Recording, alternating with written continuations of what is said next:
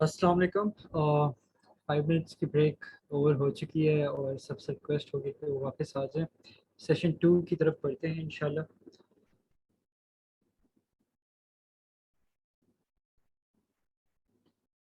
अच्छा, हम अपना सेशन 2 फॉर्मली स्टार्ट करते हैं। The session 2 is on the roles of attorneys in objection handling.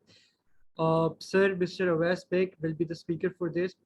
Before we dive in the session, I would like to briefly introduce Sir Awais Beg. Sir, Mr. Beg possesses a deep understanding of the legal field and in particularly the mock trials. He is an expert of the subject. Mr. Beg is considered as a pioneer of the mock trial competition in Sindh. He has organized and adjudicated various mock trial competitions, and he was also adjudicated the national mock trial competition, which was held in May 2023 by the TNV IIUI chapter in collaboration with the LACA. Sir Beg, if you're with us, you may start with the session.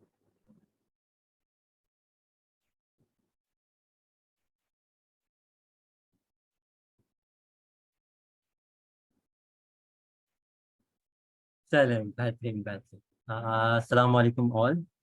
आवाज़ आ रही है आप लोगों को मेरी? जी sir. और क्या मैं नज़र आ रहा हूँ आप लोगों को? बिल्कुल सर। सही, बेहतरीन। यार Oni, thank you so much for inviting me and Wadaf, thank you so much for continuing the session. मैं अभी घर पहुंचा और ब्रेक के लिए भी खास तौर पर बहुत बहुत शुक्रिया। चलें फिर इंशाल्लाह स्टार्ट करते हैं हम। स्लाइड्स अगर शेयर हो जाए मेरी तो।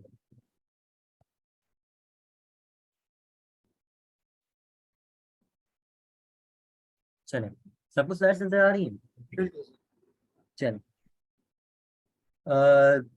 बज़ाज़ साहब ने काफ़ी डिटेल में और काफ़ी सारी चीज़ों पर डिस्कशन किया, तो मैं वहीं से कंटिन्यू करूँगा। मुझे हम तो नहीं क्या बातें थी, लेकिन एजेंडे के हिसाब से हम वहीं से कंटिन्यू करते हैं। चलें, पहला जो टॉपिक है हमारा वो है preparation for mock trial competitions. लेकिन उसके लिए हमारे पास एक ओवरव्यू होना ज़रूरी है कि मॉक ट्रायल कॉम्पिटिशन्स होते क्या हैं हमारे पास। देखिए, जब आप लिटिगेशन की बात करते हैं, आपके पास दो साइड्स होती हैं, एक होती है सिविल, एक क्रिमिनल। हम सिविल ट्रायल अक्सर टर्म यूज़ करते हैं, बट जनरली वो सिविल ट्रायल नहीं होता। हम सिविल सूट हमें कहना चाहिए, लेकिन हम उसे भी सिविल ट्रायल ही कहते हैं। ट्रायल हमें हमेशा क्रिमिनल होता है। जब मॉक ट्रायल की बात करते हैं तो हम प्रोसीडिंग्स की बात करते हैं, कोर्ट लिटिगेशन, कोर्ट प्रोसीडिंग्स की। सही।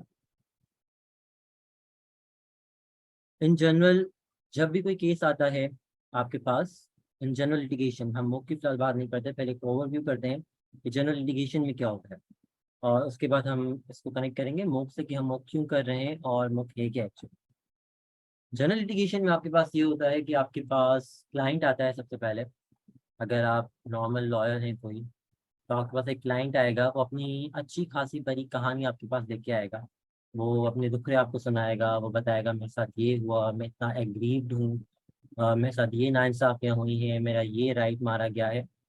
और उस वक्त आपकी जिम्मेदारी होती है कि उसे ट्रायल के प्रोसीजर से आगाह करने से पहले उसे काउंसल करना, उसे समझाना, उसे ये बात बताना कि उसका एक्चुअल इशू है क्या।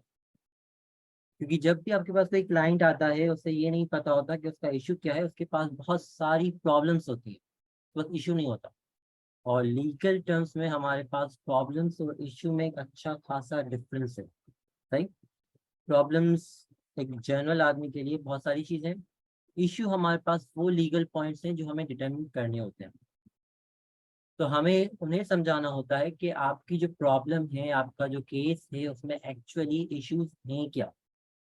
और उसके बाद ही आप उसे समझाते हैं कि आपके केस का एक्चुअल आउटकम हो क्या सकता है। आप उसे डायरेक्ट ये नहीं कहेंगे कि बस आपका केस मेरे पास आ गया, हम जीत जाएंगे, नहीं। आप उसे रियलिटी बताते हैं कि केस आपका है क्या, इस पे लॉ क्या कहता है, और आपको कितना रिलीफ मिल सकता है। कभी कभी तो हमें उन्हें ये भी बताना पड़ता है कि आपका केस बनता ही नहीं है। लेकिन अगर आप डायरेक्ट अपने क्लाइंट को कह देंगे कि आपका केस बनता ही नहीं है, तो मेरे ख्याल से आपकी प्रैक्टिस थोड़ी सी वीक जा सकती है।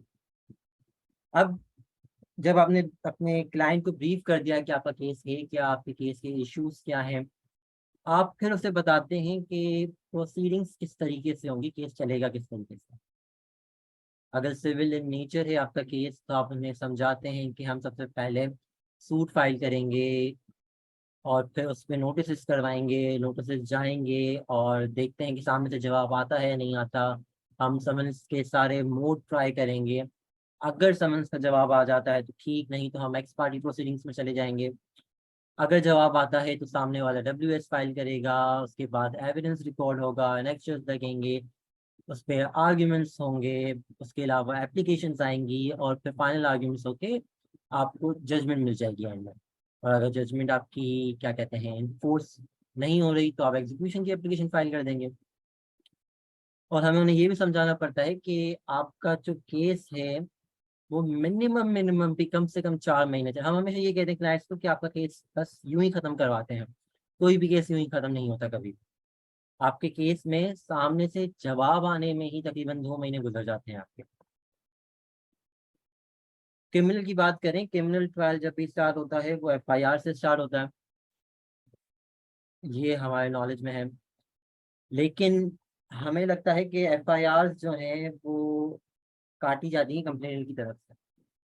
आपके अगर हम सिंध की बात करें, बाकी शहरों की मुझे इतना इल्म नहीं पंजाब वगैरह के हिसाब से, क्योंकि जो हमारी IIUI है वो इस्लामाबाद बेस्ड है और वो पंजाब में है। तो पंजाब का जो प्रोसीजरल तरीका है वो हमारे सिंध के प्रोसीजर से काफ़ी डिपेंड है। हमारे जो चीफ कोर्ट रूल्स हैं और पंजाब के जो चीफ कोर्ट रूल्स हैं उनमें भी काफ़ी डिफरेंस है। अगर आप पंजाब की प्रोसीडिंग्स उठा के देखें और उनके जो है ना डिस्ट्रिक्ट कोर्ट्स की जो एप्लीकेशंस होती हैं, फाइल्स होती हैं, वो अक्सर परफॉर्मा बना हुआ होता है उनका, उन्हें फिल करना होता है, या वो मोस्टली उर्दू में लिखते हैं और इतनी प्यारी उर्दू वो यूज़ करते हैं कि हमें पढ़ने के लिए तवज्जो देनी पड़ती है और सोचना पड़ता है कि लिखा क्या हुआ है। आज ही हम इसी एक केस पे थे, मुल्तान से यहाँ शिफ्ट हुआ था तो उस पर डिस्कस कर रहे थे, इसी वजह से ये पॉइंट किया मैंने। अब देखें सिंध की जब हम बात करें, सिंध में हमारे पास मोस्टली जो केस रजिस्टर होते हैं वो कंप्लेंट के थ्रू रजिस्टर नहीं होते हैं, वो पुलिस खुद FIR काटती है, क्योंकि कोई कंप्लेंट लिखाने के लिए तैयार नहीं होता। सही, चले हमने स्टार्ट कर लिया अपना केस। FIR से पहले केस स्टार्ट हुआ जब एक्सीडेंट हैपन हुआ। सही है, एक्सीडेंट हुआ, अगर हम FIR से स्टार्ट करते हैं तो हमारा ट्रायल स्टार्ट हो, तो केस स्टार्ट हो गया FIR से। लेकिन जब FIR कोई कंप्लेनेंट नहीं लिखवाता तो केस आपका FIR से कभी स्टार्ट नहीं होता। सबसे पहले देखी जाती है उसमें आपकी डेली डायरीज, आपकी जो क्या कहते हैं हम मुशीरनामा आपका। जब भी पुलिस वाले बाहर जा रहे होते हैं, राउंड्स पे जा रहे होते हैं, तो वो एंट्री करके जाते हैं, वो वापस आते हैं, वो एंट्री करते हैं। अगर इसी दौरान वो कोई देखते हैं कोई वाकया अगर हो गया है तो वो डायरेक्ट वहाँ पे खड़े खड़े FIR नहीं काटते, वो सबसे पहले रिकॉर्ड करते हैं कि वाकया हुआ क्या है। अगर उसमें कोई मटेरियल यूज हुआ है, फॉर एग्जाम्पल गन यूज हुई है या कोई डेड बॉडी फाउंड हुई है या कोई चीज़ चोरी वगैरह, चोरी तो चले वो तो फिर तो कंप्लेन में आ गई, कोई डेड बॉडी फाउंड हुई है, कोई लिखवाने के लिए तैयार नहीं है, तो सबसे पहले बनते हैं मेमो ऑफ रिकवरी। सही है, हमारे पास बॉडी का अलग बनता है, हमारे पास गन्स वगैरह का अलग बनता है। वो सारे मेमोज तो आके आते हैं, जब वापस आते हैं डायरी में फिर से एंट्री करते हैं, वो अपने डायरी नंबर 5 है, डायरी नंबर 4 है, उसमें एंट्री करते हैं जितने भी मेमोज उनके जमा होते हैं। उसके बाद उन चीज़ों को है ना ट्रेजरी में भेजा जाता है, उसके बाद जाके FIR करती है इन चीज़ों को। ये बाकायदा पुलिस रूल्स अगर आप करें सन के, उसमें बाकायदा सारी चीज़ें मेंशन है। चैप्टर 23 में मेरे ख्याल से प्रोसीजर मेंशन है और चैप्टर 25 है इन्वेस्टिगेशन का। हम आते हैं मोक पे, हमने देख लिया क्रिमिनल में, सॉरी हमने FIR कटवा ली, हमने तरीका नहीं देखा। FIR के बाद देखा जाता, तशफीस स्टार्ट होती है। अगर बंदा पकड़ा गया है 24 घंटे में उसे प्रोड्यूस किया जाता है, अगर नहीं पकड़ा तो छापे लगते हैं, सर्च होते हैं, सर्च वारंट्स जारी होते हैं। अगर कॉग्निजेबल नहीं है, अगर कॉग्निजेबल है तो यूं ही चले जाते हैं लोग। प्राइवेट विटनेस का इशू आता है 103 वाला हमारे पास। उसके बाद अगर फर्ज करें बंदा पकड़ा गया तो फिर उसे पेश किया जाता है, चालान पेश किया जाता है, फिर ट्रायल स्टार्ट होता है। और जिस तरीके से सिविल प्रोसीडिंग्स में हमारे पास हुआ उसी तरीके से ट्रायल में भी सारे एविडेंसेस जमा किए जाते हैं। एक तो पुलिस फाइल आती है आपकी, उसके बाद चालान आता है आपका कंप्लेनेंट साइड से, डिफेंस साइड से उसकी रिटर्न स्टेटमेंट आती है, बेल करवा रहे हैं तो बेल बॉन्ड्स वगैरह, बेल एप्लीकेशन वगैरह, वो सारी चीज़ें आती हैं। उस पर फिर आर्ग्यूमेंट्स होते हैं और फिर जाके जजमेंट आता है, राइट। अदरवाइज फिर उसके बाद एग्जीक्यूशन तो नहीं, हम अपील करते हैं। फाइन अगर है तो फिर उस पर एग्जीक्यूशन वगैरह का आता है, अटैचमेंट वगैरह का इशू आता है। अदरवाइज हम, अगर हमारे खिलाफ फैसला है तो हम अपील करेंगे। अब मोक ट्रायल, हमें ये सारी बातें घुमा फिरा के कर तो ली। अब मेन टॉपिक जो है हमारा मॉक ट्रायल का। मॉक जो वर्ड है वो हम यूज करते हैं नकली के लिए, सही। जैसे कि मूड वर्ड यूज करते हैं नकली के लिए, मॉक करते हैं इमिटेट करने के लिए, सही। जब हम किसी भी चीज को इमिटेट करते हैं ना, उसे हम मॉक कहते हैं। तो मॉक ट्रायल मतलब इमिटेशन वाला ट्रायल, एक नकली ट्रायल जिसको हम एज अ कॉम्पिटिशन यूज करें। मॉक ट्रायल कॉम्पिटिशन अगर हम बात करें तो वर्ड से जाहिर है। अब मॉक ट्रायल कॉम्पिटिशन एक बहुत ही ज्यादा सिंपलेस्ट फॉर्म है ट्रायल्स की। मूड कुछ ज्यादा ही सिंपल हो जाता है, मूड ट्रायल नहीं होता, मूड पीरियड होता है। मॉक ट्रायल है और मॉक बहुत ही ज्यादा सिंपलेस्ट फॉर्म है ट्रायल की। फजाब साहब ने आपको स्टेजेस ऑफ ट्रायल्स समझाए होंगे, बताए होंगे। मैं एक शॉर्टली रिकैप करता हूँ। सबसे पहले जो हमारा कंप्लेनेंट है उसकी स्टेटमेंट रिकॉर्ड की जाती है, यानी उसकी ओपनिंग स्टेटमेंट होती है। वो आता है, वो अपने फैक्ट्स बताता है, वो बताता है कि वाकया क्या था। अगर क्रिमिनल ट्रायल आप लोग कर रहे हैं तो वो एफआईआर रीड करेगा। उसके अलावा वो एक्स्ट्रा एडिशनल जो उसके पास इन्वेस्टिगेशन से चीज़ें बात साबित हुई है, सिर्फ वो चीज़ें प्रोड्यूस करेगा। अगर हम पाकिस्तान की बात कर रहे हैं और पाकिस्तान में मूव करवा रहे हैं और पाकिस्तानी लॉ पे करवा रहे हैं, तो फिर सबसे पहले हमारे पास जो डॉक्यूमेंट्स होंगे जो आपको मूव के लिए प्रोवाइड किए गए होंगे, उसमें आपकी एफआईआर होगी, उसमें आपका चालान होगा, और उसके साथ साथ जो भी डॉक्यूमेंट्स इन्वेस्टिगेशन के थ्रू रिकवर हुए हैं वो सारी चीज़ें होंगी रिकवरी मेमोज के साथ, सही। और सिर्फ जो आपकी ओपनिंग स्टेटमेंट होगी कंप्लेनेंट की, अगर क्रिमिनल ट्रायल चल रहा है तो वो सिर्फ उन्हीं चीज़ों पे बेस करेगी, उसके अलावा वो बाहर नहीं जा सकते। जब हम बात करते हैं सिविल की, अगर आप मॉक ट्रायल कर रहे हैं सिविल पे, तो फिर आपकी जो रिटर्न स्टेटमेंट है, सही है। अगर आप सिविल ट्रायल करें तो कंपटीशन जो करवा रहा है वो आपको एक बाकायदा बुकलेट प्रोवाइड करेगा, एक फैक्ट शीट प्रोवाइड करेगा, जिसमें लिखा होगा कि आपका जो सूट फाइल कर रहा है, जो कंप्लेन कर रहा है, सिविल में चले कंप्लेन कर रहा है अगर वो, तो उसने क्या बात की है वो उसकी होती है सूट। आप कह लें वो सूट होता है उसका, और उसमें उसकी सारी बातें लिखी हुई होती है। उसे सूट प्रोवाइड करना है आपको, उसे या तो सूट या तो रिटर्न स्टेटमेंट। वो प्लेंटिफ की भी रिटर्न स्टेटमेंट आपको प्रोवाइड कर सकते हैं जैसे उनको कन्वीनियंट हो। उसमें वो सारी बातें लिखी होंगी जो मामला उस शख्स पे गुजरे, उसकी पूरी ए टू जेड कहानी होगी, सही है। अक्सर मॉक में ये होता है कि आपको कोई डॉक्यूमेंट जमा नहीं करवाना पड़ता, आपकी मूड की तरह कोई प्रिलिमिनरी सबमिशंस नहीं होती। लेकिन इंशाल्लाह इस बार हम एक मॉक कर रहे हैं साल के एंड में, जो कि बाकायदा पूरे ट्रायल को इमिटेट करेगा और उसमें सारी चीज़ें होंगी। तो जब मॉक मूड सिविल में हो रहा है तो रिटर्न स्टेटमेंट है आपके पास, उसमें सारी चीज़ें मौजूद हैं। आप जब ओपनिंग स्टेटमेंट करेंगे आप पूरी कोशिश करेंगे कि आप अपनी फैक्ट्स जो है अपने वो बताएं, क्योंकि सिविल में आपके पास एक फैक्ट शीट होगी जिसमें पूरे केस के वाकयात होंगे दोनों साइड के, उसमें सारी बातें लिखी हुई होंगी। उसके बाद आपके पास प्लेंटिफ की स्टेटमेंट होगी, रिटर्न स्टेटमेंट। उसमें प्लेंटिफ बताएगा कि मेरे साथ क्या क्या मसले हुए हैं। उसमें हो सकता है कि फैक्ट शीट में जो बातें लिखी हो वो आधी भी मेंशन ना की गई हो, सिर्फ और सिर्फ अपना क्लेम बनाया हो, सही। उसके बाद जब वो अपनी सारी बातें बता देगा, चाहे सिविल हो या क्रिमिनल हो, क्रिमिनल है तो हमारा पीपी जो है पब्लिक प्रोसिक्यूटर, वो सारी बातें बताएगा जज को। वो होगा first council. First council council होगा ट्रायल में, वो होगा पब्लिक प्रोसिक्यूटर आपका। जबकि सिविल में अगर हम मूव कर रहे हैं तो वो होगा आपका defence, defence from plaintiff side, सही। प्लेंटिफ साइड या एप्लीकेंट साइड अगर एप्लीकेशन की बात चल रही है। उसके बाद जब पहले वाले शख्स ने किसी पे इल्जाम लगा दिया, अब बारी आती है उस बंदे की जिस पे इल्जाम लगाया गया।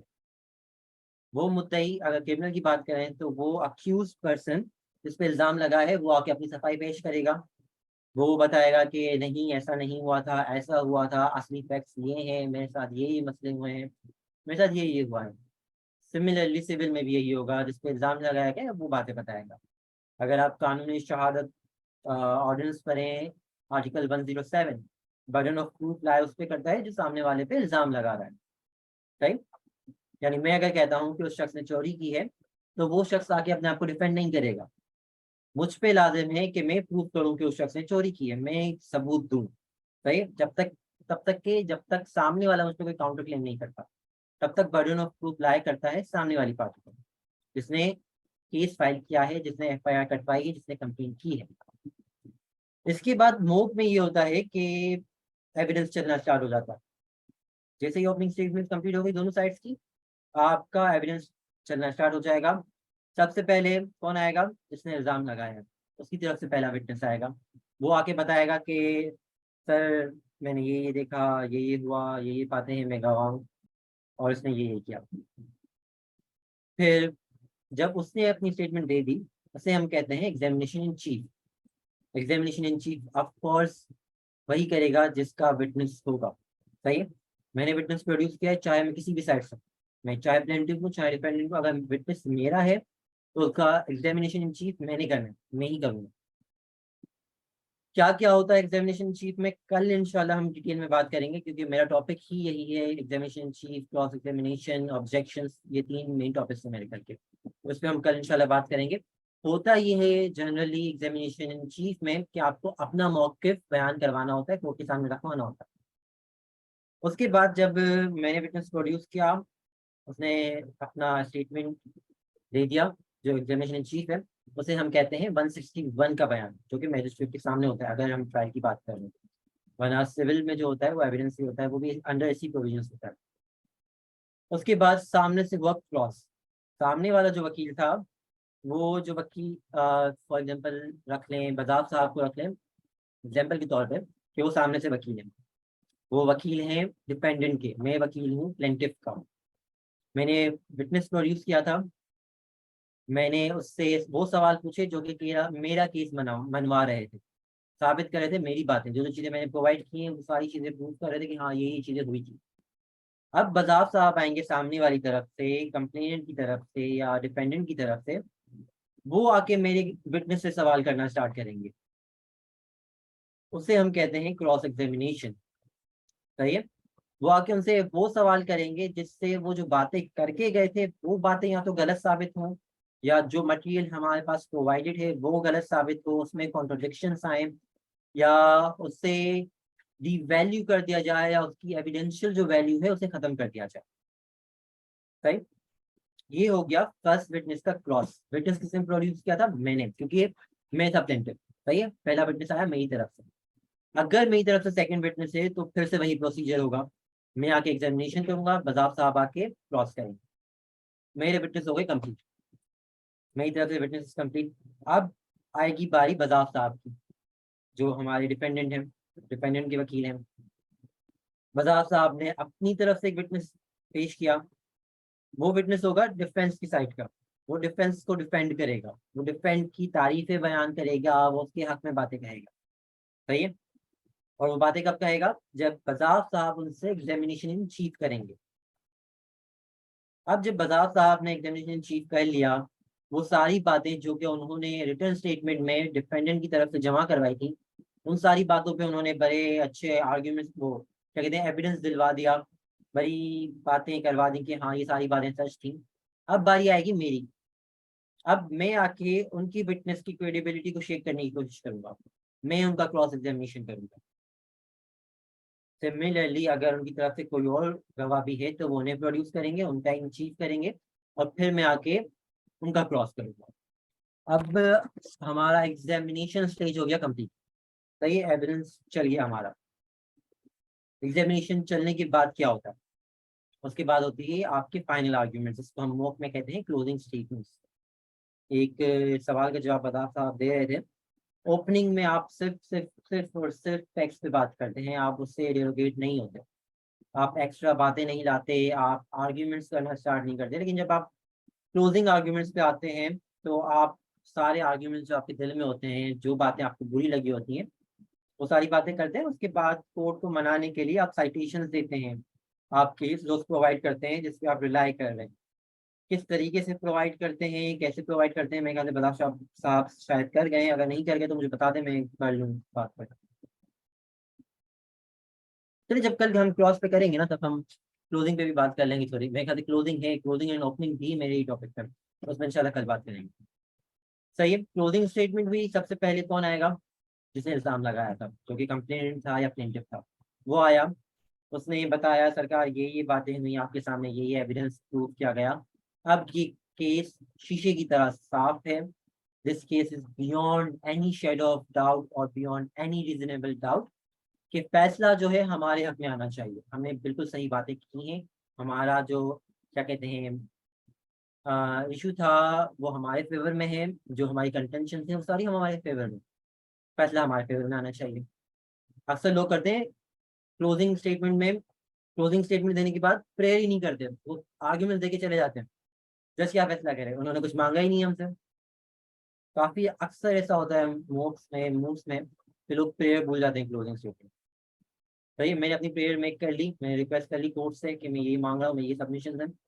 अब बजाज साहब आए, बजाज साहब ने सबसे पहले तो मेरी जो क्लोजिंग स्टेटमेंट है उनका, ये वर्ड यूज नहीं करते हम, टेक्निकली ऐसा होता नहीं है, करना भी नहीं चाहिए। मैं कहूँगा बजाज साहब आए और उन्होंने मेरी जो क्लोजिंग स्टेटमेंट सबसे पहले उसका मजाक उड़ाया। उन्होंने कहा कि लर्नेड को काउंसिल ने ये जो बातें की हैं इस कोई तुक्की नहीं बनती है, सारी फजूल की बातें हैं, कोर्ट का टाइम वेस्ट किया है बिल्कुल। इन्होंने जो एविडेंस प्रोड्यूस किए वो सारे कॉन्ट्रोडिक्टरी हैं, इनकी कोई एविडेंशियल वैल्यू नहीं है। हमने जो एविडेंस प्रोड्यूस किया है सारा का सारा केस उसी पे है, सारी वैल्यू उसी की है, हमारे ही एविडेंस ने सारी बातें प्रूव की। तो फैसला लिहाजा हमारे हक में होना चाहिए, क्योंकि इस पॉइंट पे फलानी जजमेंट है, इस पॉइंट पे ये जजमेंट है, इस पॉइंट पे ये जजमेंट है, इस पॉइंट पे हाई कोर्ट ने ये कह दिया, सुप्रीम कोर्ट ने ये कह दिया, लिहाजा ये कोर्ट बाइंडिंग है कि फैसला हमारे हक में है। ये हो गई हमारी क्लोजिंग स्टेटमेंट कंप्लीट। अब बात आती है एक्स्ट्रा चीजों की जो कि ट्रायल के दौरान होते हैं, मॉक ट्रायल में ही। री एग्जामिनेशन, री क्रॉस, री रिबर्टल और सर रिबर्टल। सही है? हम री ओपनिंग स्टेटमेंट नहीं करते, ओपनिंग स्टेटमेंट एक ही होती है। उसके बाद जितनी भी चीजें हैं वो सारी री हो सकती है, टेक्निकली सारी री हो सकती है, लेकिन डिपेंड करता है कि आपके जो ऑर्गेनाइजर्स हैं कंपटीशन के वो इन चीज़ों को अलाउ कर रहे हैं अपने रूल्स में या नहीं। री एग्जामिनेशन ये होता है कि एक बार एग्जामिनेशन हो गया, क्रॉस हो गया, उसके बाद कुछ बातें रह गई थी तो आपने फिर से एग्जामिनेशन किया, उसके बाद अगर आप री एग्जामिनेशन कर रहे हैं तो री क्रॉस लाजिम है। सही है? बात आती है, उसके बाद आती है क्लोजिंग स्टेटमेंट पे। क्लोजिंग स्टेटमेंट दोनों पार्टी ने जब दे दी फिर होता है रिबटल, अगर अलाउड है तो, वरना नहीं। रिबटल में ये होता है कि जो क्लोजिंग स्टेटमेंट डिफेंस ने की है उसको चैलेंज किया जाता है, उसके खिलाफ बात बताई जाती है, जो कि टेक्निकली और अगर हम प्रोसीजर की बात करें, जो ओरिजिनल प्रोसीजर है उसमें सिर्फ और सिर्फ प्लेंटिव साइड के पास होती है, यानी कंप्लेनेंट साइड के पास होती है। सर रिबटल जैसी चीजें हम प्रोसीजर में यूज नहीं करते। सही है? बहुत ही ज्यादा कोई एक्स्ट्रा ऑर्डिनरी रिलीफ अगर प्रोवाइड किया जा रहा है कोर्ट की तरफ से डिस्कशन पे तो हो गया, अदरवाइज सर रिबटल नहीं होता। मोक्स में होता है, मोक्स में मूव्स में कभी कभी अलाउ हो जाता है, डिपेंड करता है ऑर्गेनाइज कौन कर रहा है। इंटरनेशनल कॉम्पिटिशन है तो काफी डिफरेंट है सबका प्रोसीजर। सर रिबटल में ये होता है कि जो रिबटल किया गया है आप उसे चैलेंज कर रहे हो। सही है? ये रहा आपका मॉक का सिंपल प्रोसीजर, आपका टोटल मॉक कोर्ट कॉम्पिटिशन यही है। पर्पस क्या होता है? ऑफ कोर्स आप कोई भी एक्टिविटी को करिकुलर एक्टिविटी कर रहे हैं, एक्स्ट्रा करिकुलर एक्टिविटी कर रहे हैं, उसका पर्पस है अपनी स्किल्स को इम्प्रूव करना। कौन सी स्किल्स? आपकी आपकी ड्राफ्टिंग, आपकी रिसर्च, आपकी आर्गुमेंटेशन स्किल्स, आपकी क्रिटिकल थिंकिंग। मोक में अनफॉर्चुनेटली ये होता है कि आपकी ड्राफ्टिंग स्किल्स अनटच रहती हैं, क्योंकि आप ड्राफ्टिंग नहीं करते, लेकिन आप जो अपने नोट्स बनाते हैं, सिनॉप्सिस ऑफ आर्ग्यूमेंट्स, अगर आप प्रैक्टिस में आएंगे तो आपको पता चलेगा कि क्या होते हैं। अगर आप वो बनाना स्टार्ट कर लें मॉक के लिए भी तो उसमें आपकी ड्राफ्टिंग भी काफी इंप्रूव हो जाती है। आगे चलते हैं, मेरे ख्याल से एक टॉपिक बहुत लंबा खींच लिया मेरा। आगे चलें। Preparation of mock trial competition. Mock trial competition की प्रिपरेशन किस तरीके से होती है? एक छोटा सा बुकलेट लिख रहा था मैम, तो उसमें मैंने 3 चीजें मेंशन की थी कि मॉक कोर्ट कॉम्पिटिशन होते हैं वो एक्चुअली 3 फेजेस में डिवाइड होते हैं। मॉक कोर्ट कंपटीशन जो है वो सिर्फ एक एलिमेंट है इस पूरे स्पेक्ट्रम का, एक सिंगल एलिमेंट है जो कि आपका कंपटीशन हो रहा है जो चल रहा होता है। सबसे पहले आपके पास बात आती है, 3 चीजें आपके पास, प्री कंपटीशन फेज है, कंपटीशन है आपका, उसके बाद आता है पोस्ट कंपटीशन फेज। लोग काफी हद तक सिर्फ और सिर्फ कंपटीशन फेज पे फोकस होते हैं, फर्स्ट और सेकंड से उनका कोई ताल्लुक नहीं था, बोलते हैं उनको पता ही नहीं होता तो कैसे वो डिस्कस करेंगे। उस पर डिस्कस करना थोड़ा मुझे लगा इंपॉर्टेंट है तो मैंने यहाँ भी मेंशन कर दिया। आगे चलें, प्री कॉम्पिटिशन फेज होता क्या है? प्री कॉम्पिटिशन फेज हम कहते हैं सबसे पहले उसमें चीज आती है मेंटली अपने आप को प्रिपेयर करना। आप सबसे पहले जब लो स्कूल्स में एडमिशन लेते हैं तो आपके पास शुरू शुरू में बर्डन आप ओवरवेल्म हुए हुए होते हैं, क्योंकि यूनिवर्सिटी माहौल आपके लिए थोड़ा डिफरेंट होता है आपके कॉलेज से, और आपको मूड और मोक के बारे में इतना इल्म भी नहीं होता। जब आप शुरू फर्स्ट ईयर में, सेकंड ईयर में आते हैं, फर्स्ट सेमेस्टर, सेकंड सेमेस्टर में आते हैं, आपको इतना अंदाजा नहीं होता। तो जब आपको पता चलता है, तो सबसे पहले आपको अपने आप को मेंटली प्रिपेयर करना पड़ता है कि क्या मैं आईएएस कंपटीशन में जाऊं ना जाऊं, मेरी स्टडी इफेक्ट होगी नहीं होगी, मुझे इससे क्या फायदा होगा, मैं किस तरीके से कर पाऊंगा। ये सारी चीजें, इसका माइंडसेट बनाना बड़ा ही जरूरी होता है। और मेंटल प्रिपरेशन में सिर्फ ये बात नहीं आती, मेंटल प्रिपरेशन में एक और बात आती है, आपको टीम के लिए लोग ढूंढने पड़ते हैं। आपके अक्सर ऐसा होता है कि शुरू शुरू में आपको नहीं पता होता कौन किस चीज में कितना अच्छा है, उसे क्या करना चाहिए, उसे वो पढ़ाई में अच्छा है नहीं है, उसकी स्पीकिंग एबिलिटी कैसी है। आपके दोस्त नहीं बने हुए होते हैं, आप नए नए दोस्त बना रहे होते हैं, तो काफी डिफिकल्ट होता है शुरू में। तो सबसे पहले बात आती है मेंटल प्रिपरेशन की। उसके बाद बात आती है कि जब आपने सोच लिया, जहन बना लिया कि हाँ मैं कॉम्पिटिशन में हिस्सा लूंगा, मैं करूंगा पार्टिसिपेट, उसके बाद बात आती है कि कॉम्पिटिशन हो कहाँ रहे हैं। अक्सर मैसेज आते हैं कि सर कंपटीशन हम पार्टिसिपेट करना चाह रहे हैं, मॉक्स वगैरह में पार्टिसिपेट करते कैसे हैं, पता कैसे चलता है कि कौन कंपटीशन करवा रहा है। तो मैं जनरली उन्हें ना एलएमपी का कहता हूँ, क्योंकि ऑफकोर्स मेरी ऑर्गेनाइजेशन है तो थोड़ी बहुत प्रमोशन करनी पड़ती है। उसके अलावा उन्हें आईएचएल का बताते हैं हम, कि इस्लामाबाद में हो रहा है, जैसे हो रहा है। हम मोस्टली जो यूज़ करते हैं वो इंटरनेशनल की बात करते हैं, क्योंकि जिस दौर में मैंने स्टार्ट किया था, सबसे पहला कंपटीशन 2018 में किया था लिकॉल का। तो उस दौर में मोक इतना फेमस नहीं था हमारा, मोक तो था ही नहीं, मूड फेमस नहीं था हमारा। मोक 2018 में एक हुआ था इस्लामाबाद में, यूएस एम्बेसी ने करवाया था। उसके बाद 2018 के बाद 2020 में जेकेपीएलएफ ने कराची में करवाया था। उसके बाद 21 में या 22 में हमने करवाया था, मेरे ख्याल 21 में करवाया था। और उसके बाद अब 22 में करवाया था, और फिर इंशाल्लाह 23 में करवाएंगे। इसके अलावा बहुत सारी ऑर्गेनाइजेशन हैं जिन्होंने रिसेंटली मोक फिजिकली करवाना स्टार्ट किया है। जिस तरीके से फेडरल वालों ने करवाया था, फेडरल उर्दू यूनिवर्सिटी वालों ने, इसके अलावा कराची में केपीए के साथ वायदे वालों ने करवाया था। तो मोक काफ़ी ज़्यादा क्या कहते हैं, लेस टच्ड एरिया है, क्योंकि अक्सर जो कॉम्पिटिशन हैं वो हमारे होते हैं मूड कोर्ट कॉम्पिटिशन, जो इंटरनेशनल कॉम्पिटिशन है, और लोग उसमें जाना ज़्यादा प्रेफर करते हैं, क्योंकि ऑफकोर्स आपका अगर सिलेक्शन हो गया तो फॉरेन ट्रिप आपकी, घूमना फिरना, और जो माहौल वहाँ का होता है, जो कनेक्शंस आपके बनते हैं, वो अलग ही लेवल के होता है। हमारे यहाँ बड़े कम मॉक ट्रायल कॉम्पिटिशन होते हैं इंशाल्लाह। तो सबसे पहले दूसरी चीज़ ये है कि आपको देखना पड़े कॉम्पिटिशन वो कहाँ है। आपको एक फॉर एग्जांपल रिकॉर्ड रखना पड़ता है अपने पास, कि कौन कौन करवाता है, कहाँ कहाँ हो रहे हैं, आगे कहाँ कहाँ हो रहे हैं, जहाँ पे हम पार्टिसिपेट कर सकते हैं। उसके बाद बात आती है practising and reviewing old case. लोग स्टार्ट करते हैं, उनका जब फर्स्ट मॉक ट्रायल होता है, ज्वाइन करने वाले होते हैं, तो प्रैक्टिस अक्सर तब स्टार्ट करते हैं। अगर आप इस पैटर्न को फॉलो करें, आपने माइंडसेट बना लिया, माइंडसेट बनाने के बाद जब तक कंपटीशन नहीं आता, आप प्रैक्टिस करते रहें, आप एटलीस्ट पढ़ते रहें, आपके पास डेटा अवेलेबल होता है। आप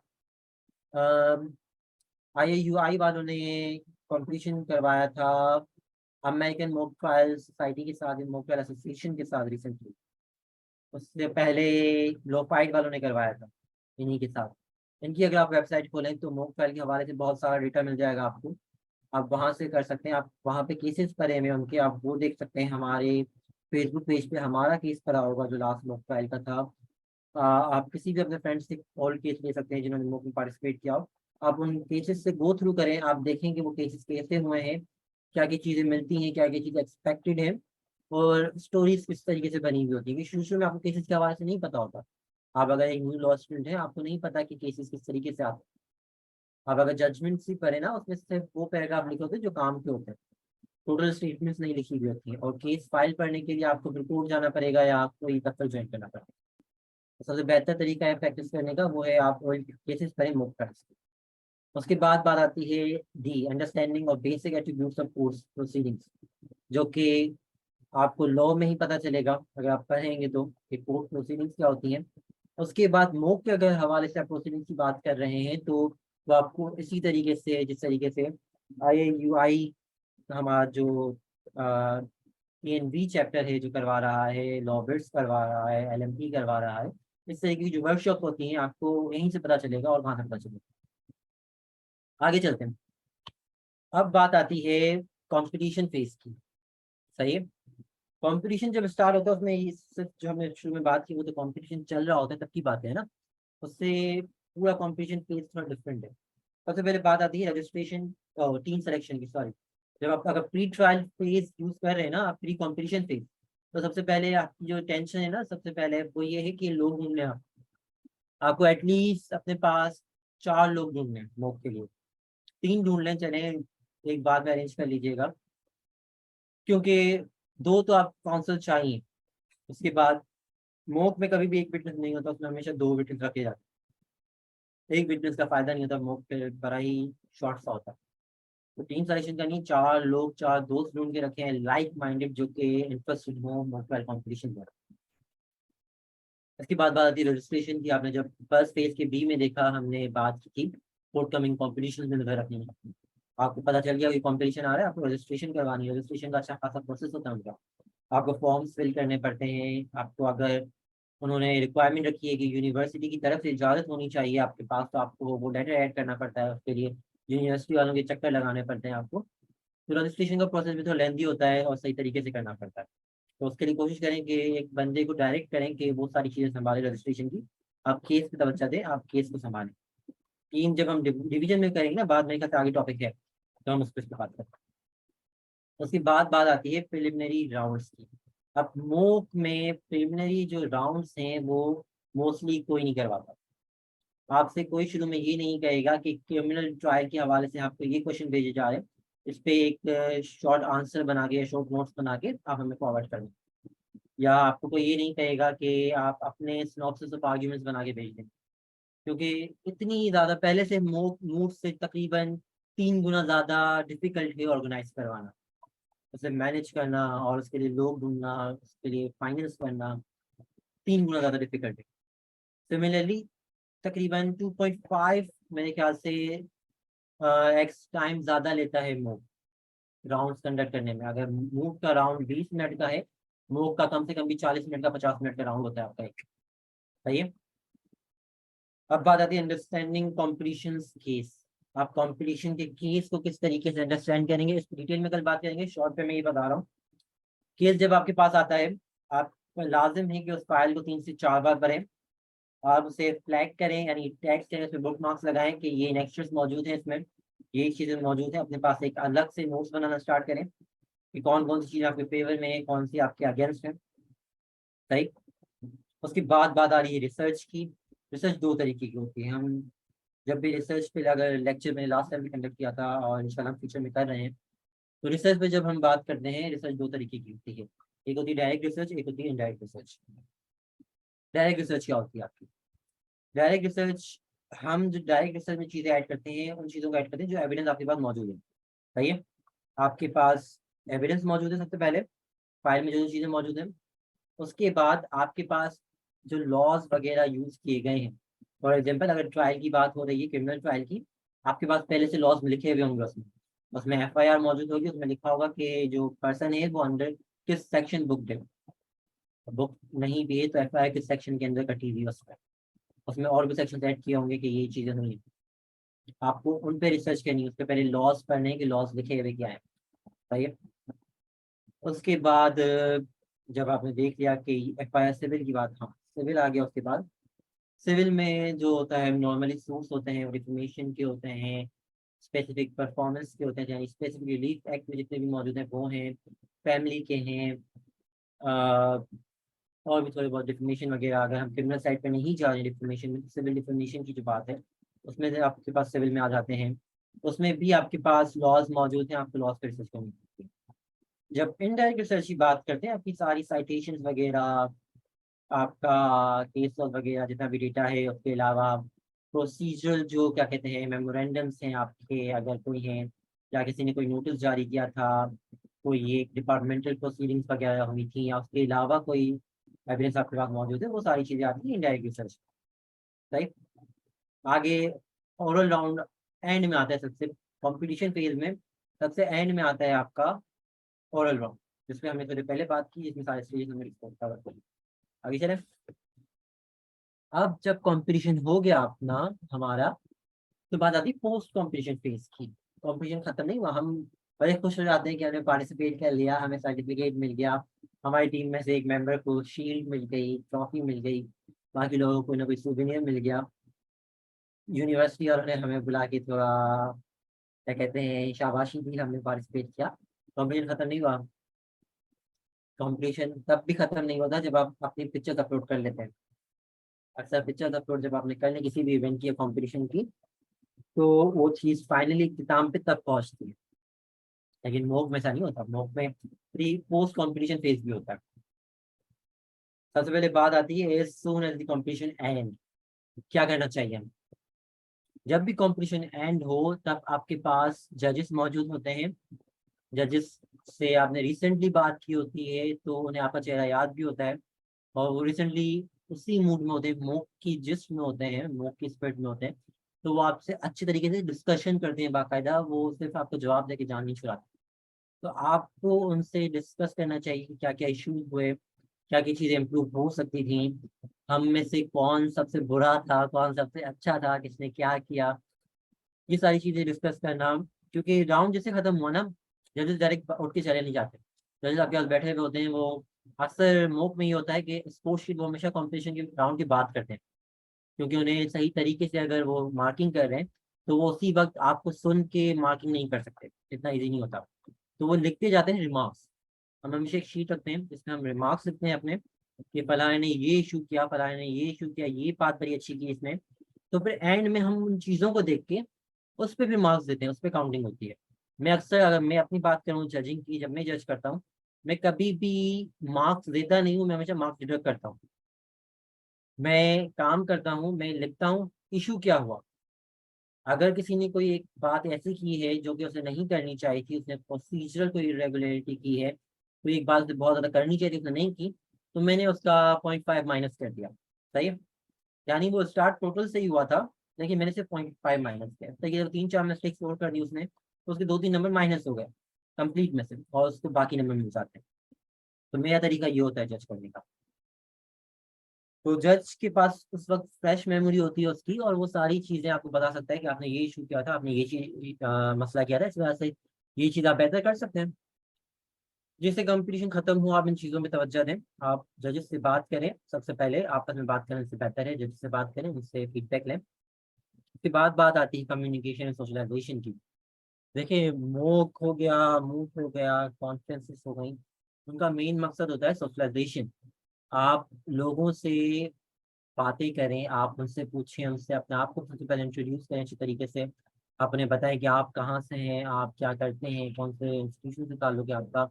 उनसे पूछें कि वो क्या कर रहे हैं, पोलाइट मैनर में, प्रोफेशनलिज्म के साथ, ताकि फ्यूचर में इन केस अगर आपको ज़रूरत पड़े तो हो सकता है कोई एक शख्स बहुत ही बेहतरीन बोल के गया।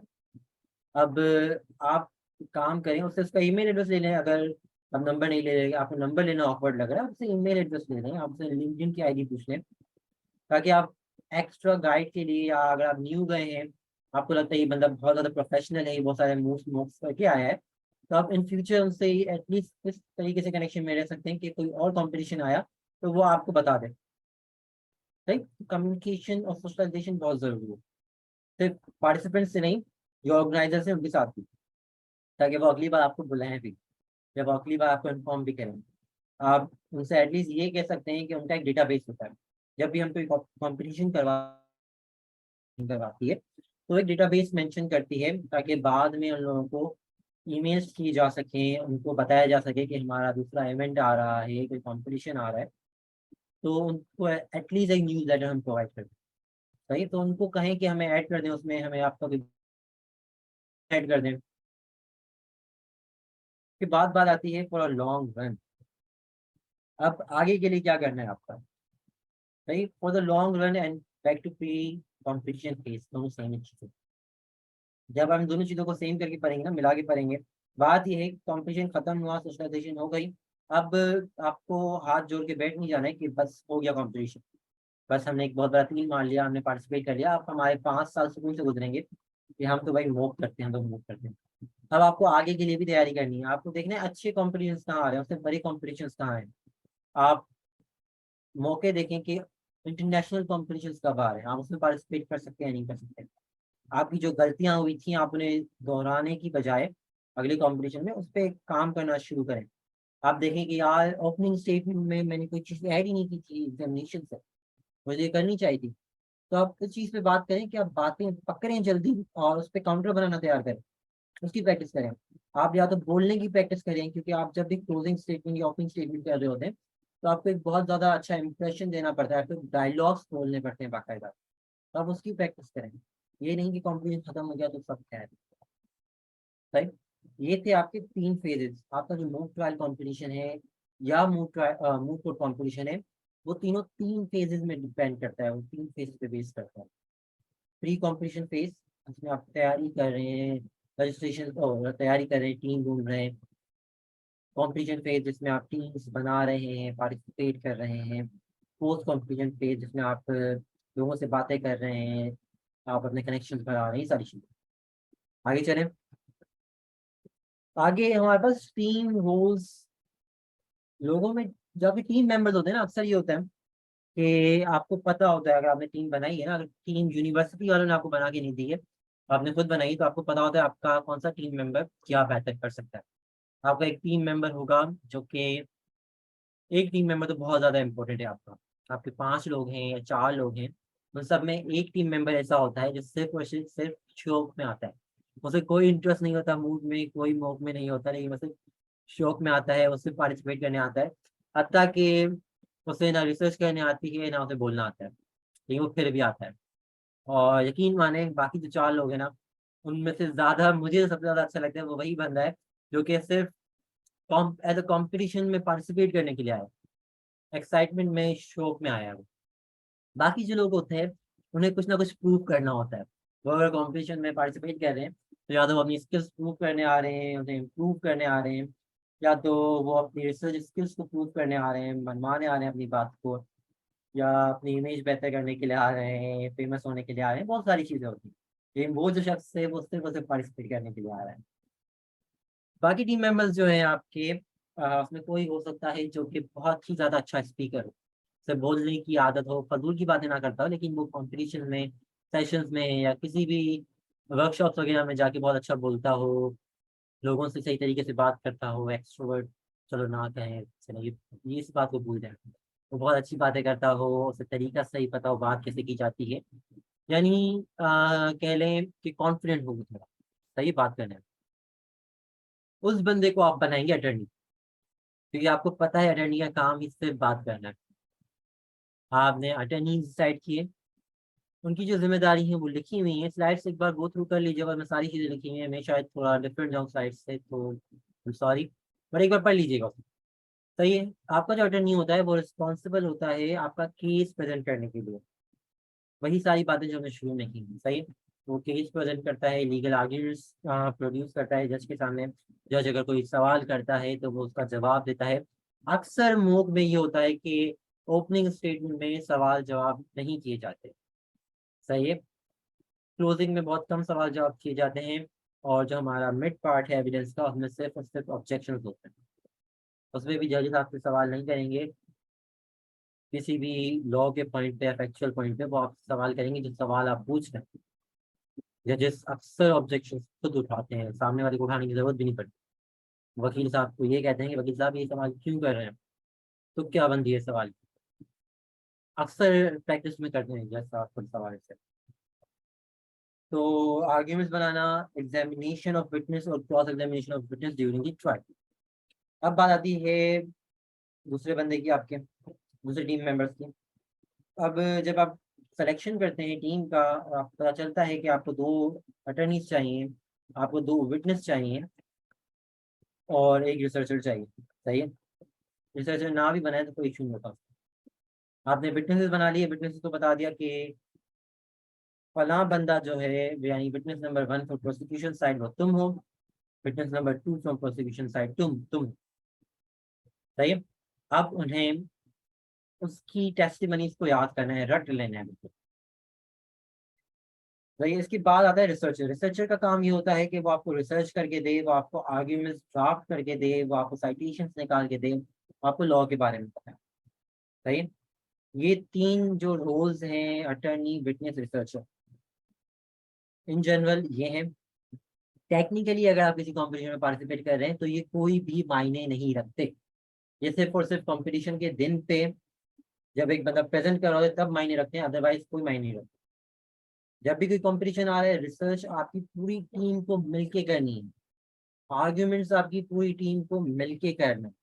जो फैक्ट शीट है उसका एक एक वर्ड पूरी की पूरी टीम को, चाहे जिस बंदे को, फॉर एग्जांपल बात हो रही है डिफेंस के विटनेस 2 की, आपके प्रोसिक्यूशन के विटनेस 1 को भी पूरी की पूरी फैक्ट शीट याद होनी चाहिए, उससे उस बंदे की सारी बातें याद होनी चाहिए।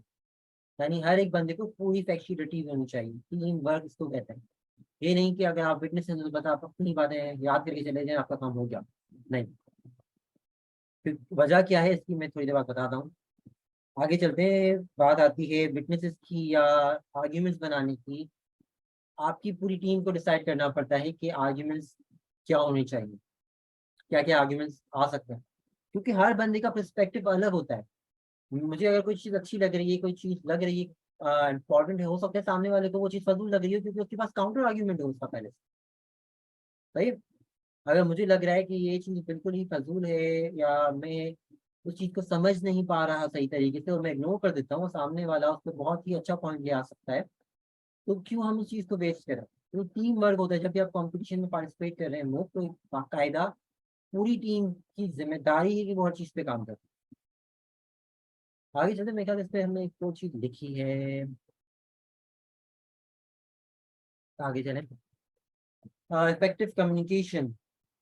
अब जब टीम आपने सेलेक्ट कर ली, टीम मेंबर्स बना लिए आपने, तो फिर बात आती है कि अब कंपटीशन की तैयारी स्टार्ट कैसे करनी। कंपटीशन की तैयारी स्टार्ट करने के लिए सबसे पहली चीज़ है, हम जो करते हैं, जो हमारी प्रैक्टिस में रहा है, वो है व्हाट्सएप ग्रुप बनाना। हम हर चीज़ के लिए, हम अगर एक ट्रिप के लिए जा रहे होते हैं अगले हफ्ते, हम लोग सीधे व्हाट्सएप ग्रुप बना लेते हैं।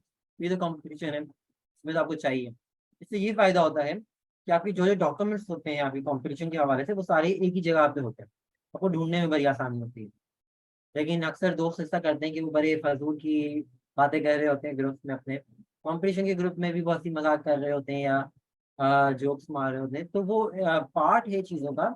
लेकिन कोशिश करें कि एक ग्रुप ऐसा बनाए जिसमें सिर्फ और सिर्फ आपके डॉक्यूमेंट्स हों और काम की चीज़ें, सही है, ताकि एट द एंड अगर आपको इमरजेंसी में कोई चीज़ ढूंढनी पड़े तो आपको पता हो कि ये सारी चीज़ें इस ग्रुप में मौजूद है, मैं निकाल दूँगी, आपको यहाँ वहाँ भागने की जरूरत ना पड़े। फिर बात आती है अपनी टीम वालों से बात करने का, एक जगह बैठने का। हम ये सोचते हैं कि वो अपने हिसाब से कर लेगा, मैं अपने हिसाब से कर लूंगा, 2 दिन पहले बैठ के हम कंप्लीट कर लेंगे। इस तरीके से कंपटीशन जीते नहीं जाते। आप पार्टिसिपेट जरूर कर सकते हैं, लेकिन अगर आप जीतने की इरादे से जा रहे हैं ना, तो इस तरीके से नहीं हो सकता। आपको रेगुलरली बैठना पड़ता है, आपको चीज़ें डिस्कस करनी पड़ती हैं, आपको हर एक पॉइंट पे बात करनी पड़ती है। उसके बाद आपको चीज़ें मिमिक करनी पड़ती हैं, आपको परफॉर्म करना पड़ता है टीम के सामने, ताकि उनको पता चले कि बंदा सही कर भी रहा है या नहीं कर रहा। हो सकता है आप कोई ऐसी बात कर जाए जो कि आपके खिलाफ हो, सामने वाला वो बात पॉइंट आउट करके आपको बता रहे ये नहीं, ये होना चाहिए, तो इससे आपको ही फायदा, आपके ही क्या कहते हैं, जीतने के चांसेस बढ़ते हैं। डिस्कशन मैंने बात कर ली, playing strength of team members in team. हमने जब टीम डिसाइड करने की बात करें तो हमने बात की थी कि एक बंदा बहुत ज़्यादा अच्छा रिसर्चर है, उसको दे दो कि प्राइमरी रिसर्चर आप हैं, आप रिसर्च करें, आप बहुत अच्छा बोलते हैं, आप स्पीकर, सही है। लेकिन जो रोल्स हैं आपके वो रिजिड नहीं है, ये नहीं कि आपको जो रोल मिला है आप सिर्फ उस पर बात करेंगे, बल्कि आपको सारी चीज़ों पे काम करना है।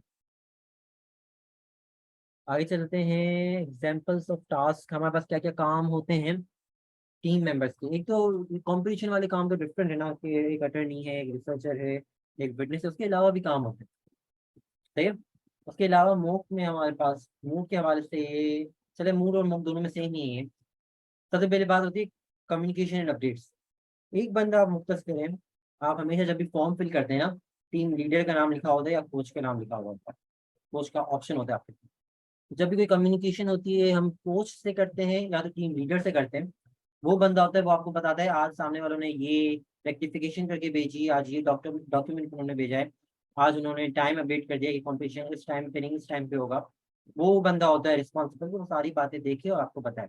हर बंदा उस चीज़ पे फोकस नहीं कर सकता। उसके बाद बात आती है रिसर्च एंड कंपाइलेशन की। एक बंदे को रखें जिसने सारी रिसर्च की हो, ये जो रिसर्च में अच्छा है आपका, उसने रिसर्च की है, उसने सारी चीज़ें कंपाइल करके आपको दी है, वो एक जगह पे सारे डॉक्यूमेंट्स जमा कर रहा है, वो उस चीज़ को क्या कहते हैं, एक ऑर्डर में लेके आ रहा हूँ। फॉर एग्जाम्पल अगर फैक्ट्स की बात हो रही है, उस पर अगर आप आर्ग्यूमेंट्स कर रहे हैं, तो फैक्ट्स पे आर्ग्यूमेंट्स जब भी होते हैं वो क्रोनोलॉजिकल ऑर्डर में होते हैं, वो टाइम वाइज होते हैं। पहले इस डेट पे ये हुआ, इसका एविडेंस ये पड़ा हुआ है, इस डेट पे ये हुआ, इसका एविडेंस ये पड़ा हुआ है। फाइल मेंटेन करना भी एक बहुत ही ज़्यादा ज़रूरी चीज़ है, और एक बिल्कुल क्या कह लें, एक आर्ट है अपने आप में। उसके बाद बात है preparation of arguments. Arguments prepare करना भी डिफरेंट है।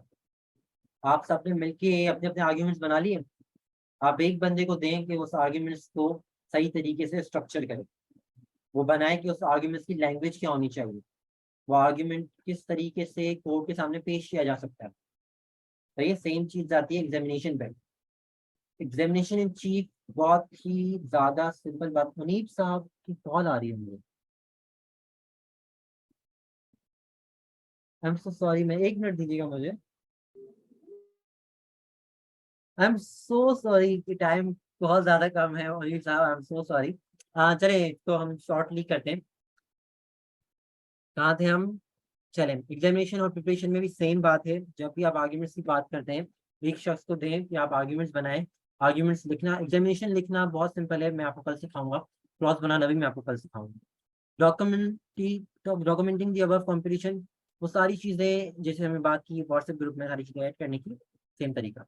अंडरस्टैंडिंग फाइल केस, हमने शुरू में बात कर ली है इसमें, कि आपको फाइल केस को बार बार पढ़ना है, आपको फैक्ट्स को अलग पढ़ना है, इशूज जो मेंशन है उसको अलग पढ़ना है, उस पे कौन कौन से लीगल प्रिंसिपल्स हो सकते हैं, सामने वाली पार्टी ने कौन से अपनी स्टेटमेंट में जमा करवाए उन्हें पढ़ना है। उसके बाद आपको नोट्स बनाने हैं, आप जब भी पढ़ते जाएं उसके नोट्स साथ साथ बनाते जाएं। टाइम हुआ है 6 बज रहे हैं, इंशाल्लाह 6:15 तक एंड करते हैं, सही, 15 मिनट में रिमाइंडर करता। नोट्स हो गए। Once again keep everything documented, सारी चीज़ें आपके पास प्रिंट फॉर्म में होनी चाहिए, सही है। आप अगर ये सोच रहे हैं कि सारा डेटा ऑनलाइन है, हम बड़े ही टेक्निकल लोग हैं, तो ना करें ऐसा, अपने पास एक फाइल मेंटेन जरूर करें। Case theory development. Case theory development का जो मेन मकसद है वो ये है कि आप अपने केस को, अपने साइड को किस तरीके से अंडरस्टैंड करते हैं, और उस पर एक स्टोरी जनरेट कैसे करते हैं जो कि आप कोर्ट के सामने पेश करने वाले हैं। फॉर एग्जाम्पल, जो कहानी आपको आपके विटनेस ने बताई है, आपके प्लेंटिफ ने बताई है, आपकी कंपनी ने, इंडिपेंडेंट आपकी टीम मेंबर्स ने बताई है, या जो स्टेटमेंट आपके पास नोट की मौजूद हैं, उसको आपको रिव्यू करना है, और उस पे आपको देखना है कि वो कौन सी बातें फजूल की हैं, कौन सी बातें काम की हैं, कौन सी बातें करने वाली हैं और के सामने पेश करने वाली हैं। उन बातों को जब आप एक सिस्टमेटिक वे में मैनेज करेंगे ना, उसे हम कहते हैं केस थ्योरी डेवलपमेंट आपकी। आगे चलिए, प्लेइंग डेविल्स एडवोकेट। हमने जो बात की थी टीम मैनेजमेंट की, वो इसीलिए बात की थी, जब टीम सारी मिलके एक साथ सारी चीज़ों पे काम करेगी ना, तो आपने एक बंदे को बनाया होगा अटर्नी फॉर प्रोसिक्यूशन, क्योंकि आपको दोनों साइड देखने हैं, आपको प्रोसिक्यूशन भी देखना है, आपको डिफेंस भी देखना है। आप अगर एक राउंड में प्रोसिक्यूट कर रहे हैं, एक राउंड में डिफेंड करेंगे अपनी टीम को, तो उसके लिए आपको बनना पड़ता है डेविल्स एडवोकेट, यानी आपको दोनों साइड्स के आर्ग्यूमेंट्स पता हो। ये तभी होगा इफेक्टिव तरीके से जब एक ही बंदा 2-3 रोल्स सिमिलर ना कर रहा। फॉर एग्जाम्पल, अगर मैं एक फर्स्ट राउंड में प्रोसिक्यूशन वाली साइड पे जब हूँ तो मैं अटर्नी हूँ, अटर्नी नंबर 1 हूँ या अटर्नी नंबर 2 हूँ, और सेकंड पे जब मैं डिफेंस कर रहा हूँ तब भी मैं अटर्नी हूँ, यानी अटर्नी तो मैंने ही रखा हुआ है, एक ही बंदा जो विटनेस कर रहा है।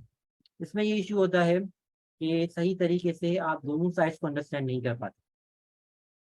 आपकी जिम्मेदारी ये है कि आपको दोनों साइड्स के जब आर्ग्यूमेंट्स आप बना लें, तो आपको उन्हें कंपेयर करना पड़ता है। आपको देखना पड़ता है कि अगर मैंने ये आर्ग्यूमेंट बनाया है, फॉर एग्जांपल मैं ये कह रहा हूँ कि डॉक्यूमेंट मौजूद नहीं है, तो सामने की तरफ से अगर जब मैं डिफेंस में हूँ और सामने वाली पार्टी यही आर्ग्यूमेंट मेरे खिलाफ करती है, तो क्या मैं इस बात का जवाब दे पाऊंगा, नहीं दे पाऊंगा। अगर आप इस बात का जवाब नहीं दे पा रहे हैं, तो वो दो चीज़ें, या तो आपका आर्ग्यूमेंट बहुत ही ज़्यादा स्ट्रांग है, या तो आपकी प्रिपरेशन सही नहीं है डिफेंस साइड की, सही है। आपको दोनों चीज़ें सोचनी पड़ती हैं, आपको हर सवाल का जवाब तैयार रखना पड़ता है, और हर जवाब का सवाल आपको पता होना चाहिए। आगे चलें, क्राफ्टिंग लीगल आर्ग्यूमेंट्स। आर्ग्यूमेंट्स किस तरीके से आप बनाते हैं? जब आप आर्ग्यूमेंट्स बना रहे होते हैं अपने, तो आपके आर्ग्यूमेंट्स मूक में तो चलें डिफरेंट तरीका है आर्ग्यूमेंट्स बेस करने का, मूक में डिफरेंट है। मूक में जब आर्ग्यूमेंट्स डिफरेंट बेस कर रहे होते हैं, तो आपके आर्ग्यूमेंट्स सबसे पहले फैक्चुअल आर्ग्यूमेंट्स होते हैं, सही है। सबसे पहले जो भी आपने बात करनी है वो फैक्ट्स पे करनी है, फैक्ट्स से डेरोगेट नहीं होना। फैक्ट्स पे जब आपने आर्ग्यूमेंट्स कर लिए, आपको कोई और आर्ग्यूमेंट्स नहीं मिल रहे, उसके बाद आप लॉ पे आते हैं, क्योंकि सारी की सारी चीजें ट्रायल में, जो ट्रायल कोड होती है वो कोड ऑफ फैक्ट्स होती है आपकी, वो होती ही कोड ऑफ फैक्ट्स है, उनका काम ही फैक्ट्स है। तो आपको सारे फैक्ट्स पे ही अपने आर्ग्यूमेंट्स बेस करने पड़ते हैं, उसके बाद आप आते हैं स्टैट्यूट्स पे, लॉज पे, साइटेशंस पे, लीगल प्रिंसिपल्स का क्या कह रहे हैं आपको, फिर वो चीजें ऐड होती हैं। मूड में ऐसा नहीं होता। मूड में मोस्टली जो पॉइंट्स होते हैं वो होते ही लीगल पॉइंट्स, क्योंकि मूड अपीलेंट फोरम होता है, और अपीलेंट फोरम कभी भी फैक्ट्स पे बात नहीं करता, वो क्वेश्चन ऑफ लॉ पे बात करता है, क्वेश्चन ऑफ फैक्ट्स पे बात नहीं करता। इसमें टेक्निकल एक इशू है, वो थोड़ा बच्चों के जहन में होना चाहिए कि हम सब लॉ स्टूडेंट्स हैं। आपकी फर्स्ट जो कोर्ट है, फर्स्ट इंस्टेंट कोर्ट, वो कौन सी कोर्ट है आपकी? वो क्वेश्चन ऑफ लॉ पे भी बात करती है, वो क्वेश्चन ऑफ फैक्ट्स पे भी बात करती है। उसका जो फर्स्ट प्रायोरिटी है वो क्वेश्चन ऑफ फैक्ट्स की है, जो सेकंड प्रायोरिटी है वो क्वेश्चन ऑफ लॉ की है। आप अपीलेट जब कोर्ट पे जाते हैं, फर्स्ट अपीलेट कोर्ट आपकी कौन कौन सी हो सकती है? सेशन हो सकती है, अगर क्रिमिनल की बात कर रहे हैं, सही है, या तो आप डीजे के पास चले गए, या तो आप अगर सिविल की बात करें, सीनियर सिविल जज के पास चले गए, या वापस से डीजे के पास चले गए, आपको यही आपकी फर्स्ट अपीलेट कोर्ट, सही है। इसमें भी आप फैक्ट्स पे बात कर सकते हैं, इसमें भी कोई इशू नहीं है। लेकिन जब आप सेकंड अपीलेट कोर्ट पे जा रहे हैं, हाई कोर्ट जा रहे हैं जब आप, उसमें आपको अगर फैक्ट्स पे बात करनी है तो उसके लिए अलग से प्रोसीजर है पूरा। आपको अलग से कोर्ट को रिक्वेस्ट करनी पड़ती है कि हम फैक्ट्स पे बात कर रहे हैं, फिर उसमें जाके कमिश्नर अपॉइंट होता है अपील्स पे, वो भी बहुत ही ज्यादा कम केसेस में। अदरवाइज अगर ओरिजिनल जुडिक्शन में आप हाई कोर्ट में जा रहे हैं तो ही कमिश्नर अपॉइंट होता है, अदरवाइज आपको फैक्ट्स पे बात करने नहीं देते। इस वजह से मोस्ट में हमारे पास जो होता है वो क्वेश्चन ऑफ लॉ पे ही बात करनी होती है आपको। आगे चले, एम्फसाइजिंग थीम्स। आपके जो आर्ग्यूमेंट्स हैं वो आपकी थीम को एम्फसाइज करने चाहिए। थीम क्या होती है आपकी? हमने 3 स्लाइड्स पहले पढ़ा है कि केस थ्योरी डेवलपमेंट के बारे में। आपको अपनी केस थ्योरी बनानी है, एक बड़ी पक्की और क्या कहते हैं, लीक प्रूफ कहानी बनानी है अपनी। आपको एक किस्सा बना लेना है और उस पर डट जाना है कि यही हुआ था, इसके अलावा कुछ नहीं हुआ था। ये अब क्या कह लें, पत्थर पे लकीर है, यही फैक्ट्स थे, फैक्ट्स से डेरोगेट आपको नहीं होना। और फिर उन्हीं फैक्ट्स पे जब आप आर्ग्यूमेंट्स बनाएंगे और अपनी ओपनिंग स्टेटमेंट, क्लोजिंग स्टेटमेंट्स उन्हीं पे बात करेंगे, तो आपकी जो थीम होगी केस की वो कोर्ट के सामने आएगी, और कोर्ट को आपकी बात पे भरोसा होगा, समझेंगे हाँ इन्होंने दो बातें नहीं की, एक ही बात की इन्होंने। आगे चलें, tips on how to develop a convincing argument for case credibility. आपके जो विटनेस हैं वो फजूल की बातें ना करें, वो उल्टी सीधी बातें ना करें, वो कोर्ट को सही अंदाज में जवाब दें, रिस्पेक्ट के साथ जवाब दें, जो बातें उन्होंने मेंशन की हैं उन्हीं पे टिके रहें और सारी बातें उन्हें याद हो। ये डेवलप करती है क्रेडिबिलिटी। बात यूज ऑफ रेट्रिक लैंग्वेज। इसमें ये होता है कि आपको उस लैंग्वेज का यूज करना पड़ता है जो कि आपके लफ्ज उस बात को मनाए, सही है। ये जो मोस्टली यूज होता है, ये टेक्निक हम यूज करते हैं क्रॉस क्वेश्चंस में, जिसमें हम अपनी ही बात करके कोर्ट को एक्नॉलेज करवा रहे होते हैं वो बात। आगे चलेंगे, हमारे पास क्या है, finding, organising, presenting evidence, identifying relevant evidence, organising evidence, admissibility of evidence. Relevant evidence कौन कौन से हैं हमारे पास, इसे देखने का एक तरीका ये होता है, जब आपके पास केस फाइल है आपको उसे फुल रीड करना है, फिर आपको देखना है कि आपकी साइड के जो मोस्ट रेलिवेंट आपने जो प्रोवाइड किए वो क्या है, फिर आपको देखना है सामने वाले ने जो प्रोवाइड किए हैं आपके खिलाफ उसमें कौन कौन सी बातें ऐसी हैं जो कि आपके काम की और उसकी बात को मुखालिफ कर रही हैं। चाहे वो डॉक्यूमेंट्स आपकी तरफ से प्रोड्यूस किए गए हैं या नहीं किए गए, हो सकता है उन्होंने कोई डेट गलत लिखी हो सकता है कहीं पे कोई कॉन्ट्रडिक्शन हो सकता है वहां पे वो किसी बात को एडमिट कर रहे हो जो आप डिनाई कर रहे हैं। तो आपको सामने वाले की भी एविडेंस को देख के उनमें से रेलिवेंट पोर्शन पिक आउट करने पड़ता है। उसके बाद आपको अपने जो एविडेंस है उसको ऑर्गेनाइज करना पड़ता है। ऑर्गेनाइज कैसे करते हैं, जो हमने पहले बात की, एक ऑर्डर होता है, सिस्टमेटिक ऑर्डर आपका, हमेशा फैक्चुअल बेसिस पे क्रोनोलॉजिकल ऑर्डर में आप अपने एविडेंस को ऑर्गेनाइज करते हैं। आप जितनी भी चीज़ें, फॉर एग्जाम्पल कोई स्टेटमेंट है उसके फेवर में या उसके क्या कहते हैं न्यू में आपके पास कोई चीज़ है, आप उसे उसके साथ ऐड करते हैं, उसे उसके साथ अटैच करते हैं या एनेक्स करते हैं, या जब आप बात कर रहे हैं तो आप कोर्ट को बताते हैं कि बात इस चीज़ में मेंशन है। कोर्ट को आप एग्जिबिट, हम मोक की लैंग्वेज में अगर उसे एग्जिबिट कहते हैं, ओरिजिनल एग्जिबिट थोड़ा डिफरेंट है, कोर्ट को आप एग्जिबिट करते हैं कि फलाने पेज नंबर पे ये बात लिखी हुई, आगे आ जाएं आप एडमिसिबिलिटी ऑफ एविडेंस पे। आपको एडमिसिबिलिटी ऑफ एविडेंस तब पता चलेगी जब आपने कानूनी शहादत पढ़ा हो, जब आप डोमेस्टिक लॉ पे पढ़ रहे हैं। कानूनी शहादत के कुछ जो पार्ट्स हैं वो पढ़ लें, मेरे ख्याल से थर्ड या फोर्थ चैप्टर है आपका एडमिसिबिलिटी ऑफ एविडेंस का, उसके बाद क्रॉस वाला और एग्जामिनेशन वाला, ये दो चैप्टर हैं, शुरू के चैप्टर हैं। फाइनली ये पढ़ लिया करें आप, तो आपको पता चल जाएगा कि कौन से डॉक्यूमेंट्स काम के हैं, कौन से फजूल के हैं, किस पे सामने वाला रिलाई कर सकता है। फॉर एग्जांपल जब मैंने ऐड हुआ था तो बदाफ साहब 161 की बात कर रहे थे। 161 की स्टेटमेंट होती है अंडर CRPC, जिसमें जो कंप्लेनेंट भी हो गया आपका, जो बंदा पकड़ा जाता है वो भी हो गया आपका, वो पुलिस को एक बयान देता है। वो हम जनरली बयान की बात करते हैं, वो 161 का बयान होता है।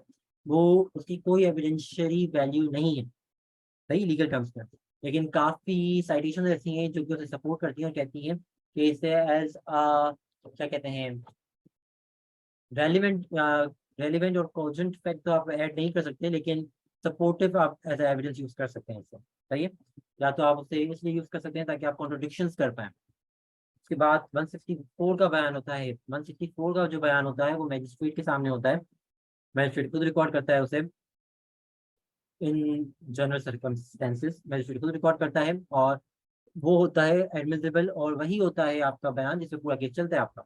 आपको अगर स्टेटमेंट्स दी गई हैं कि ये एडमिटेड स्टेटमेंट्स हैं, मतलब वो 164 की स्टेटमेंट्स हैं, तो आपको अपना केस जो है उसी पे बनाना है, आप उससे डेरोगेट नहीं कर सकते। आगे चले, क्यों ये खत्म, टॉपिक खत्म हो गए ना हमारे, हमने टाइम से पहले कंप्लीट कर लिया, बेहतरीन।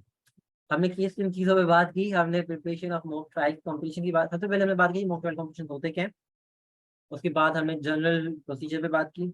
उसके बाद हमने टास्क किस तरीके से डिवाइड होंगे टीम्स में, टीम सिलेक्शन किस तरीके से होगी, केस फाइल किस तरीके से बननी, आर्ग्यूमेंट्स कैसे बनेंगे, कन्विंसिंग आर्ग्यूमेंट्स कौन से होते हैं, और उसके बाद एविडेंस कौन सा किस तरीके से ढूंढें, प्रेजेंट करें, ऑर्गेनाइज करें। एक बार स्लाइड से गो थ्रू ज़रूर कीजिएगा, क्योंकि मैं काफ़ी सारी बातें मिस कर गया हूँ टाइम की वजह से, और गलती मेरी ही है, मैंने ही लेट ज्वाइन किया था। उसके लिए I am really sorry to all of you. इंशाल्लाह कल टाइम पे पहुंचेगी, फर्स्ट सेशन मेरा है, और मैं कोशिश करूँगा बजाज साहब हमारा ही शॉर्ट करूँ। क्वेश्चंस आपके जो जो हैं आप प्लीज़ पूछ सकते हैं जिस मैनर में आप चाहें।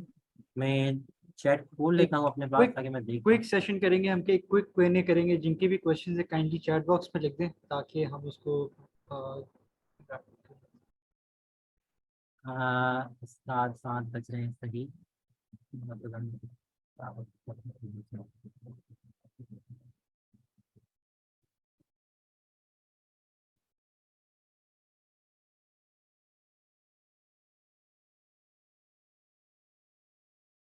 एक सवाल पुराना पड़ा है, राहिब हुसैन साहब का, original jurisdiction appellate jurisdiction question mark.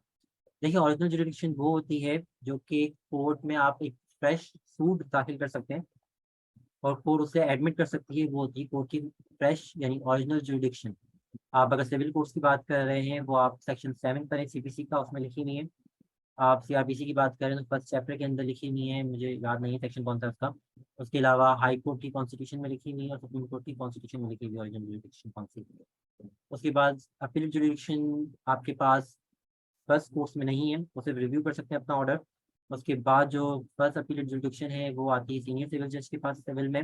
उसके बाद केस जाता है अपील में ADJ के पास, ADJ या तो खुद सुनता है या तो उसे DG के पास, सॉरी DG या तो खुद सुनता है या तो उसे ADJ को फॉरवर्ड कर देता है। उसके बाद अपील जाती है हाई कोर्ट में, उसके बाद जाती है सुप्रीम कोर्ट। तो सुप्रीम कोर्ट में अपील डायरेक्ट जाती है, लीव टू अपील जाती है। सेम सीन उसके साथ है सुप्रीम कोर्ट के साथ। क्रिमिनल में भी सेम मैटर है, उसमें सिर्फ ये होता है कि केस अगर मजिस्ट्रेट के पास चल रहा है या सेशन के पास मजिस्ट्रेट के पास चल रहा है तो सेशन में जाएगी, सेशन के पास ही चल रहा है अगर तो डायरेक्ट DG के पास जाएगी और फिर वहाँ से होकर AG के पास आएगी। उसके अलावा हाई कोर्ट में अपील कर लें, आप सुप्रीम कोर्ट में अपील कर लें। हाई कोर्ट के पास क्रिमिनल ट्रायल्स में जो ओरिजिनल जुरिडिक्शन है बहुत ज़्यादा लिमिटेड है, सुप्रीम कोर्ट वो मोटॉक्सा यूज़ कर रही होती है। हाई कोर्ट 199 में करती है ये काम ओरिजिनल जुरिडिक्शन का। उसके अलावा अपीलेट जुरिडिक्शन है जो कि कॉन्स्टिट्यूशन में मेंशन है। बाकी का वो सेशन था चलो फर्स्ट गो फॉर प्रैक्टिस। इस पे जो मेरा पर्सनल राय है मेरी, मुझे काफ़ी सफ़र करना पड़ा है इस बात पे। आपको जैसे ही कोई अपॉर्चुनिटी मिलती है ज्वाइन करने की किसी भी लॉयर को, आप ज्वाइन कर लें। आप जितना लॉ स्कूल में नहीं सीखेंगे उतना आप सीखेंगे प्रैक्टिस में। यकीन माने, आप अगर ये सोच के बैठे हैं कि मैं 5 साल दिल लगा के पढ़ूंगा, थ्योरी सारी रट लूंगा, फिर जाके प्रैक्टिस में पढ़ूंगा, तो आपको काफ़ी सारी मुश्किलात का सामना करना पड़ेगा। कोशिश करें शुरू से आपको प्रोसीजर पता होगा, आपको प्रोसीजर पता है तो आपको अंडरस्टैंड करने में, लॉ को अपनी थ्योरी समझने में बहुत आसानी होगी, तो आपकी एकेडमिक्स भी इससे इम्प्रूव होगी। सेकेंडली, जॉब ढूंढना आजकल बहुत ज़्यादा मुश्किल है अगर आपके पास कोई रेफरेंस नहीं है। आपकी सीवी चाहे कितनी भी अच्छी हो, आपकी सीवी पे ये भले मेंशन ना हो कि आपने बहुत सारे सेशंस अटेंड किए हैं, बल्कि आपकी सीवी पे ये भी अगर मेंशन हो कि आपने बहुत सारे सेशन दिए हैं, आपकी 1 साल की प्रैक्टिस भी रह चुकी है, आपने 1 साल यहाँ इंटर्नशिप की है, तो भी आपको जॉब बड़ी मुश्किल से मिलती है जब तक आप उसी फोन कॉल ना करवाएं।